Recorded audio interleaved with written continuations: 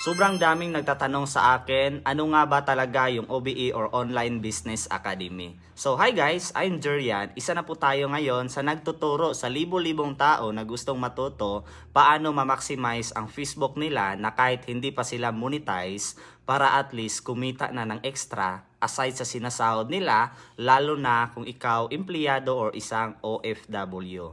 So anyway, ang OBA po, isa po siyang business, negosyo po siya. So from the word business, no, normal na merong kapital. But good news kasi nga, ang magiging kapital natin dito, napaka-minimal lang. Kasi nagsimula din ako dito, wala po akong pangkapital. Pero dahil sa sistema na sobrang ganda, nagawa natin ang paraan na makapagsimula pa rin na kahit walang budget. So kung ikaw ngayon nakakita ka ng video na ito at curious ka, ano nga ba yung OBE, paano makapag-start at paano talaga kumita dyan. So dito pala, hindi mo kailangan dito mag-dropshipping ka, hindi ka kailangan maging vlogger or maging content creator ka pa dito or magbibenta ka ng mga produkto online. Kasi nga, copy and paste na lang po lahat. Meron na tayong sistema under sa Online Business Academy. Sinusunod natin yung system ng copy and earn system. So kukopyahin mo lang yung details na ibibigay namin sa iyo, susundin mo lang kasi may mga trainings naman tayo dito para matutunan mo. Para at least ikaw ngayon, kahit gagawin mo ito at least 2 to 3 hours per day, ay pwede ka lang kumita dyan.